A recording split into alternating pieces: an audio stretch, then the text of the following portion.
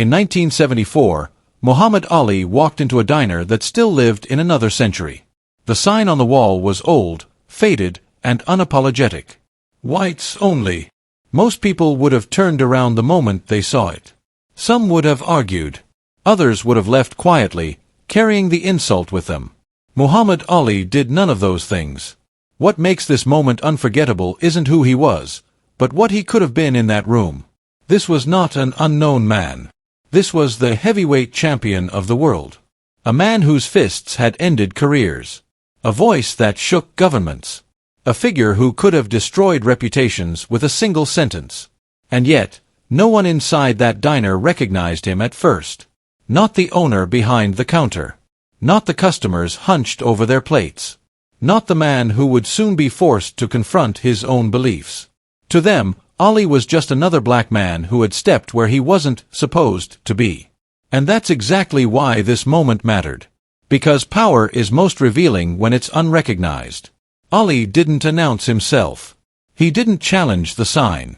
He didn't demand special treatment. He simply stood there, calm, composed, and fully aware of what that sign meant. That sign wasn't just about food. It was about who belonged. Who deserved comfort. Who was allowed dignity. And in that quiet moment, before a word was spoken, Ali made a decision that would change the trajectory of everyone in that room. Not with violence. Not with shouting. Not with fame. But with presence. History often remembers change as something loud. Marches, speeches, clashes.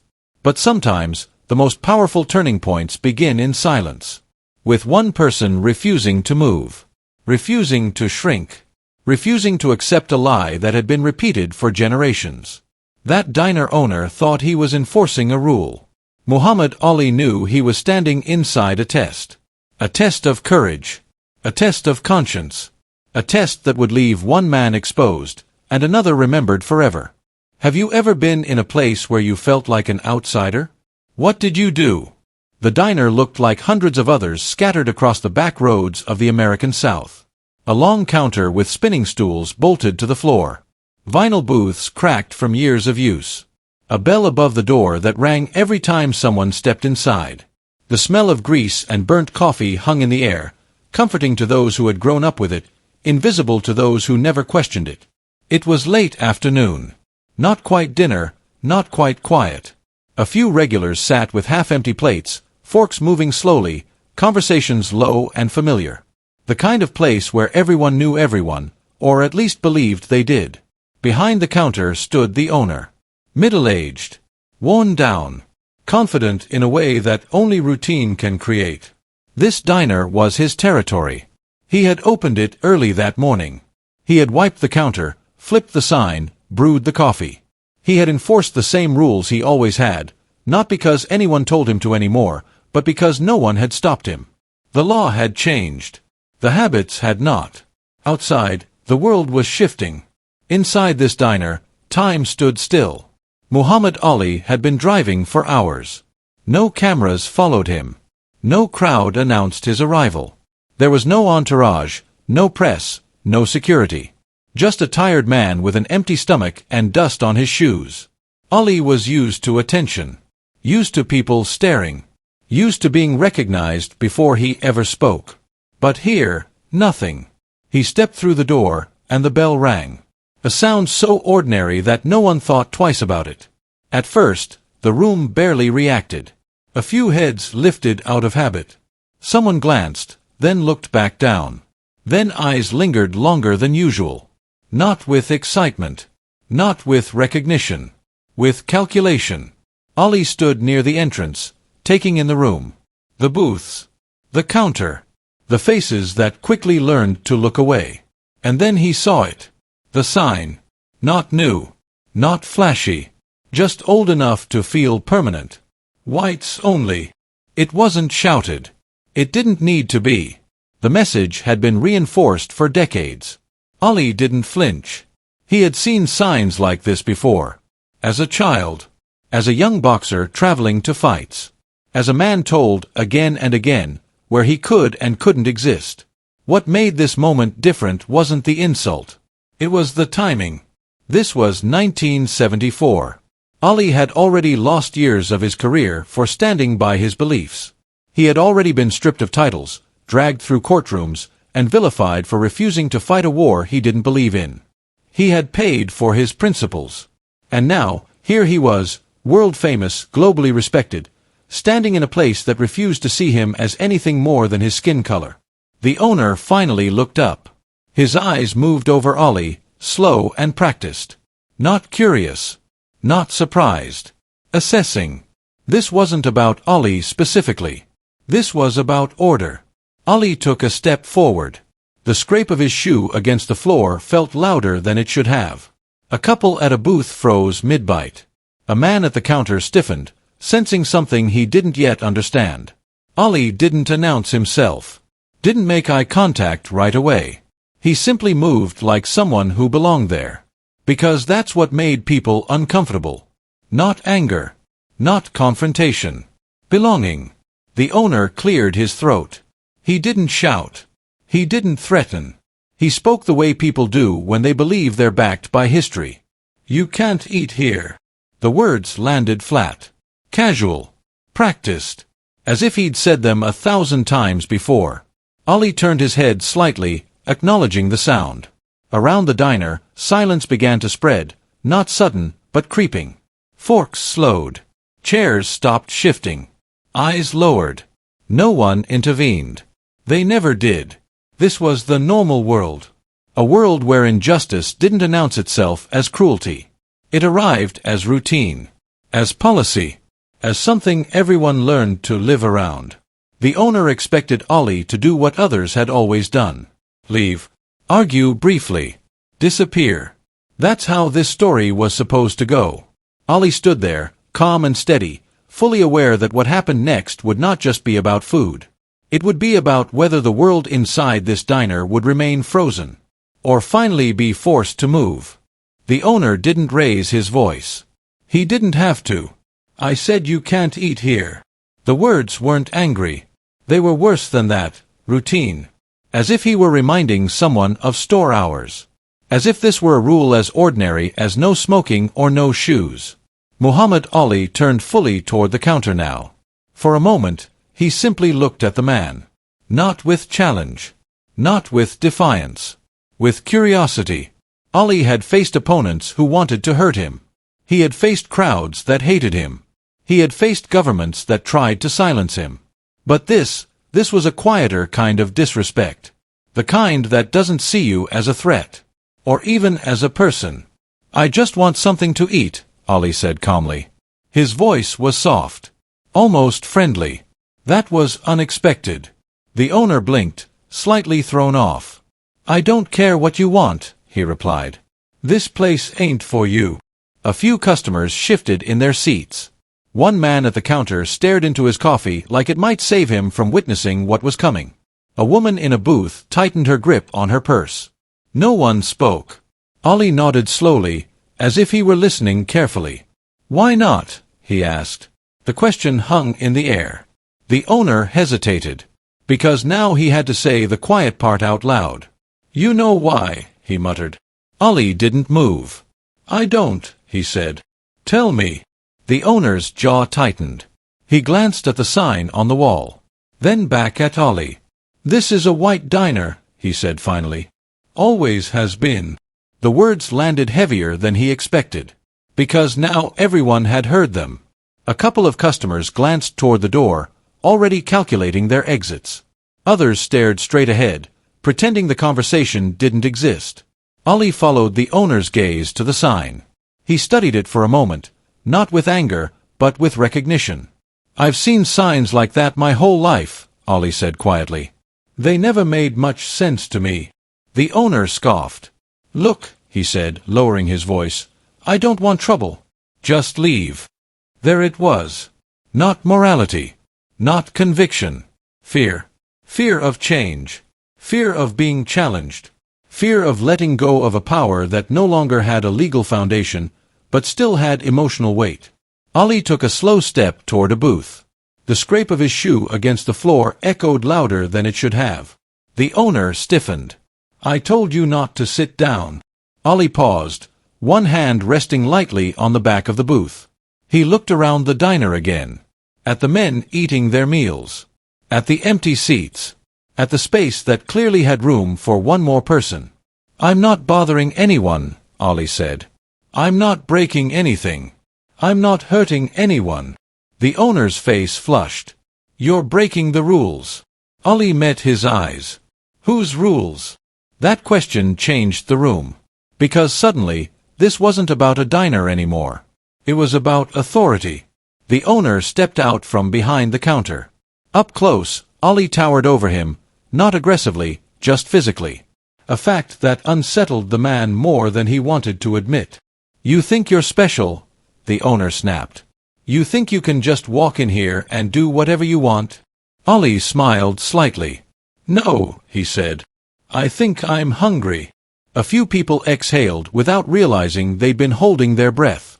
The owner raised his voice now. "I'll call the police." Ollie didn't flinch. "That's your choice," he said. No challenge. No threat. Just certainty. The owner stared at him, searching for anger. Searching for arrogance. Searching for a reason to justify his own. He found none. Ollie sat down. The vinyl seat creaked under his weight. That sound, small and ordinary, felt seismic. Because in that moment, Ollie hadn't just taken a seat. He had refused to participate in the lie that this place belonged to one group of people and not another. The diner froze. Time slowed. Everyone understood what had just happened. The owner now faced a choice he had avoided his entire life. Enforce the past. Or confront it. And the worst part? Muhammad Ali wasn't fighting him. He was waiting. The diner felt smaller now. Not because the walls had moved, but because the illusion of control had. Muhammad Ali sat quietly in the booth, hands resting on the table, posture relaxed. He wasn't tense. He wasn't preparing for a fight. If anything, he looked comfortable, like a man who had finally decided he wasn't going anywhere. Across the room, the owner stood frozen. This was not how it was supposed to go. Every time this situation had happened before, it ended the same way. A warning. A raised voice. A door opening. The problem leaving. Order restored. But Ali didn't leave. And that forced the owner into unfamiliar territory. He had threatened to call the police, but hadn't moved toward the phone. Not yet. Because now, doing so would turn this from habit into action. From routine into a choice. And choices come with consequences. The owner glanced around the diner. At the customers who suddenly found their plates fascinating. At the empty booths that felt louder than occupied ones. At the man sitting calmly where he believed he didn't belong. For the first time, the owner felt eyes on him, not approving, not supportive, but questioning. And that unsettled him more than anger ever could. Ali broke the silence. "Sir," he said gently, "I'm not here to embarrass you." The owner scoffed, though the sound lacked conviction. "You already are." Ali shook his head slowly. "No," he replied. "What's embarrassing is treating a man like he's invisible." The words landed softly, but they cut deep. The owner opened his mouth to respond, then closed it again. Because anger was easy. Yelling was easy. Forcing someone out the door was easy. But explaining why this mattered so much, that was harder. Ali continued, his voice steady. "I've been knocked down before. I've been told I didn't belong before. I survived all of it." He gestured lightly around the room. "But this place, this rule, you're holding on to it like it protects you." The owner clenched his fists. "You don't know anything about me," he snapped. Ali met his gaze. "You're right," he said. "I don't." Then he paused. "But I know what fear looks like." That hit. Because the owner was afraid. Not of Ali hurting him. Not of violence. He was afraid of what would happen if he let this moment change him. Afraid of the looks he'd get later. Afraid of what people would say. Afraid of admitting, if only to himself, that he had been wrong for a long time. The law might have changed years ago. But change on paper is easy. Change in the heart is expensive. Ali leaned back slightly, giving the man space. "I'm not asking you to be my friend," he said. "I'm not asking you to agree with me." He paused. "I'm asking you to see me." The owner felt something crack. Not loud, not dramatic, just enough to let doubt in. He thought of his father, of the way things had always been done, of the stories he'd been told, stories that had never been questioned because questioning them felt like betrayal. And now, sitting across from him, was a man who wasn't angry, who wasn't threatening, who wasn't trying to win. Just a man asking to be treated like a human being. The owner glanced toward the phone again. Calling the police would end this quickly. But it wouldn't end this. The discomfort, the realization, the feeling that something important was happening whether he wanted it to or not. Around them, the diner held its breath. A woman near the window watched the exchange, eyes wide, not scared, but curious. A man near the counter shifted, clearly uneasy, as if his own beliefs were being dragged into the light. Ollie waited. He didn't rush the moment. Because real change doesn't happen under pressure. It happens when silence becomes unbearable. Finally, the owner spoke, quieter now. "You really think sitting there changes anything?" Ollie smiled, not triumphantly, but sadly. "No," he said. "But leaving would change nothing." That was the truth the owner couldn't escape. This wasn't about one sandwich, or one diner, or one man. It was about whether the world would continue to move forward, or keep pretending it already had. The owner took a deep breath. For the first time that day, he wasn't enforcing a rule. He was standing at a crossroads. And Muhammad Ali wasn't forcing him to choose. He was simply making sure he couldn't look away. Do you think calmness can be stronger than anger? Why or why not? Silence can be louder than shouting. Inside the diner, it pressed against the walls, filled every booth, settled over every table. What had begun as a private confrontation was no longer private at all. Everyone could feel it. Muhammad Ali sat still, hands folded loosely on the table, eyes calm. He wasn't staring anyone down. He wasn't performing. His presence alone had shifted the gravity of the room. The owner stood behind the counter, caught between habit and hesitation. And the customers, whether they wanted to be or not, were now part of the story. A man at the counter cleared his throat, then thought better of it. He stared at his plate, pushing his eggs around without taking another bite. They had gone cold, but he didn't notice. At a corner booth, a woman glanced between Ollie and the owner. Her husband leaned toward her and whispered something she couldn't quite hear. She shook her head slowly, eyes never leaving Ollie. This wasn't entertainment. This was discomfort. People didn't like being reminded that their silence had weight. The owner tried again. "You're making folks uncomfortable," he said, gesturing around the diner. Ollie looked up, then followed the motion of his hand. "I noticed," he replied. "But I didn't create that feeling." The words landed gently, but they shifted the blame exactly where it belonged. The owner opened his mouth to respond, but one of the customers spoke first. "Is there a problem here?" the man asked. His voice wasn't hostile. It wasn't supportive either. It was cautious. The owner seized the opening. "Yes," he said quickly. "He's not supposed to be here." The man hesitated. "Why not?" he asked. The question hung there, naked and unavoidable. The owner felt heat rise to his face. "Because that's how it is," he snapped. That answer didn't satisfy anyone, not even him. The man nodded slowly, then looked at Ollie. Ollie met his gaze calmly. "I'm just eating," Ollie said. The simplicity of it unsettled people, because it stripped away every excuse. Another customer stood up, a woman this time. She was older, hair pinned neatly back, hands trembling slightly as she pushed herself to her feet. "If he can't sit," she said quietly, "I don't feel right sitting either." The diner froze. The owner turned toward her, stunned. "Ma'am." She shook her head. "I've been coming here for 20 years, she said. "But I don't think I'm hungry anymore." She picked up her purse and walked toward the door. The bell rang as she left. That sound, small, ordinary, hit harder than any argument. A man near the window stood next. Then another. No speeches. No declarations. Just movement. People putting money on the table.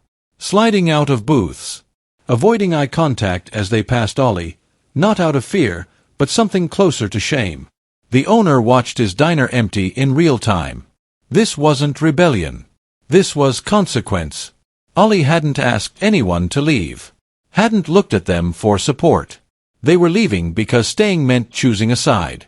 And silence was no longer neutral. You see what you're doing? The owner snapped, voice cracking now. You're costing me business. Ollie looked around the half-empty room. Sir, he said softly, this was always costing you. You just couldn't see it. The owner slammed his hand on the counter. That's enough. The phone sat inches away. Calling the police would end this. But it would also confirm something he wasn't ready to admit, that his authority depended on force, not fairness. Ollie didn't move. Didn't argue. He waited. That waiting was the most powerful thing in the room. Because every second stretched the moment further, making retreat harder. A young man near the door hesitated, then turned back. Why don't you just serve him? He asked. The owner glared. Mind your business. The young man shrugged. I thought this was everyone's business now. The owner had no response. The diner was nearly empty. The stools at the counter spun slightly from where people had stood up too quickly. Plates sat untouched. Coffee grew cold. All because one man refused to stand up. Ollie leaned back in the booth, eyes steady. He wasn't winning. He wasn't losing. He was holding space. And the owner realized something terrifying. No matter what he did next, nothing would ever feel the same again. Because the room had seen him. And once people see the truth, they don't unsee it. The diner had never been quieter. The bell over the door had long since stopped ringing. The smell of coffee and fried food hung heavily in the air. The only sound was the uneven breathing of the owner, whose hands gripped the counter like a lifeline. Muhammad Ali sat in the booth, calm, composed, unshaken. Not a muscle in his face betrayed impatience. Not a word escaped his lips. And yet the room trembled under the weight of his presence. The owner's jaw clenched. He had expected confrontation, shouting, maybe even a fight, but Ali had offered none of it. Just a seat, a polite request for a meal, and a refusal to leave.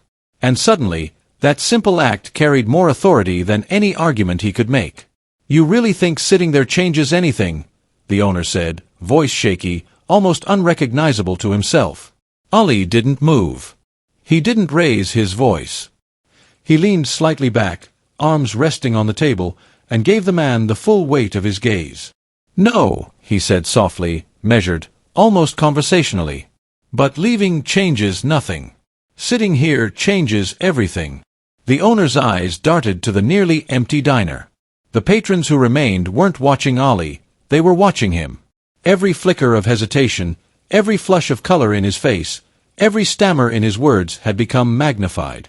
The people who had once obeyed silently now saw the cost of obedience. The cost of compliance. And that cost was staring them in the face. A man refusing to accept injustice, and another man realizing he could no longer hide behind custom or habit. Ali's gaze never wavered. He wasn't angry. He wasn't pleading. He wasn't performing. He simply existed, unmovable, undeniable, and resolute. The owner's hands trembled as he gripped the counter. He looked at the phone. He could still call the police. That would end this instantly. But what would it accomplish? A call for authority would only underline the weakness he felt right now, the truth he had tried to avoid all his life, that his sense of control was a lie, a comfort built on fear, not justice. You don't understand, he stammered. Ali tilted his head slightly, softening his eyes, the gentleness in his gaze contrasting the gravity of the moment. I understand perfectly, he said. I understand the fear. I understand the habit. I understand the rules you've been told are law, the customs you've defended without thinking. But none of that matters to the truth. And the truth is, I'm here. And I deserve to sit. The words weren't a threat. They weren't a demand. They were a mirror. A reflection of something the owner could no longer ignore. The owner felt the weight of every patron's eyes, every unsaid question in the room. Could he finally see it? Could he finally act? He realized he had a choice. Call the law. Call the authorities. Force the man out. Preserve the illusion of control. Or, step aside. Acknowledge wrong. Let dignity prevail. The air in the diner shifted. Not with sound, but with consequence. The silence became a force more tangible than any argument. Every patron could feel the power of one person choosing morality over habit. Finally, the owner's shoulders slumped. A breath escaped him, a release, long overdue. He stepped back from the counter. "Sit," he said quietly, almost reverently. "I'll get you a meal." Ali nodded once, imperceptibly, a small smile tugging at the corner of his mouth. He didn't gloat. He didn't celebrate. He simply shifted slightly in the booth, taking his rightful place. The remaining patrons exhaled. A subtle collective relief spread through the room, though none would speak it aloud. The invisible weight of injustice had lifted. The act of one man refusing to move had forced everyone else to confront the truth. Ali didn't order immediately. He let the moment linger. Every second reminded the owner, and everyone watching, that authority is not about loudness or fear. It is about restraint, calm, and moral clarity. Finally, Ali spoke, softly, to the owner alone. "Thank you." The owner didn't respond at first. He just nodded. Not out of pride. Not out of victory. But out of recognition. Recognition that a lesson had been taught without violence. Recognition that real strength often arrives quietly. And in that moment, the diner became more than a place to eat. It became a classroom. A stage for conscience. A place where the rules of morality finally outweighed the rules of habit. Muhammad Ali had done what many thought impossible. He had won without fighting. He had transformed a room without raising a hand. He had claimed justice without demanding it. Because true power isn't loud. It's controlled. It's deliberate. It's moral. And in that small diner in 1974, everyone who witnessed it would remember it forever. The diner felt different after that day. Not because the walls had moved. Not because the tables had rearranged themselves. Not because the coffee tasted better.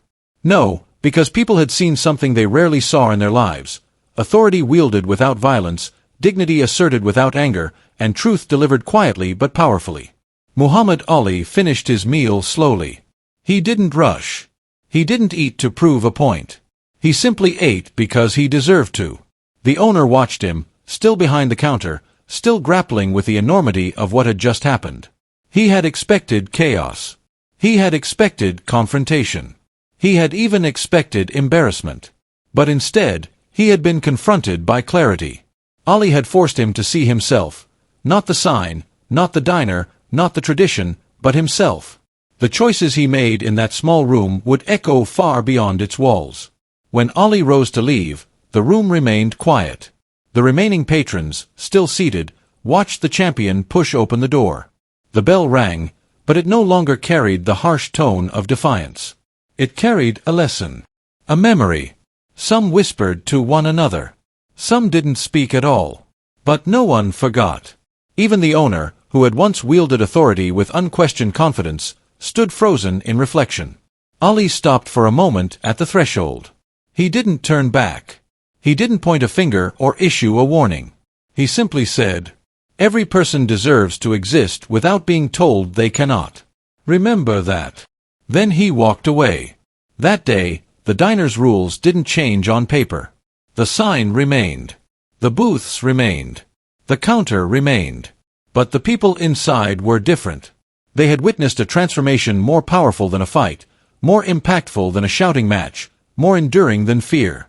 The lesson traveled faster than anyone could imagine. Customers told their friends. Stories spread across the town. Years later, those who had been there still spoke of it, not as a tale of confrontation, but as a lesson in courage, dignity, and the quiet assertion of justice. Ali had taught something simple, yet profound. Strength is not measured by the loudness of your voice, or the size of your fists, or the fear you inspire.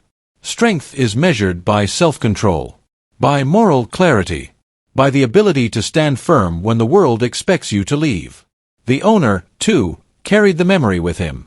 4 years afterward, whenever he felt frustration, whenever he was tempted to enforce outdated rules out of habit, he remembered that quiet man sitting in his booth. He remembered the calm authority. He remembered the lesson without violence. He remembered the undeniable truth that had forced him to confront his own choices. In the years that followed, Muhammad Ali became more than a boxing champion. He became a symbol of resistance. Not only because of what he fought against in the ring, but because of what he fought for everywhere else. Every small act of courage, every refusal to bow to injustice, every moment of controlled power added to the legacy that continues to inspire people today. Because the world doesn't always remember who wins by fighting. It remembers who changes hearts by standing firm.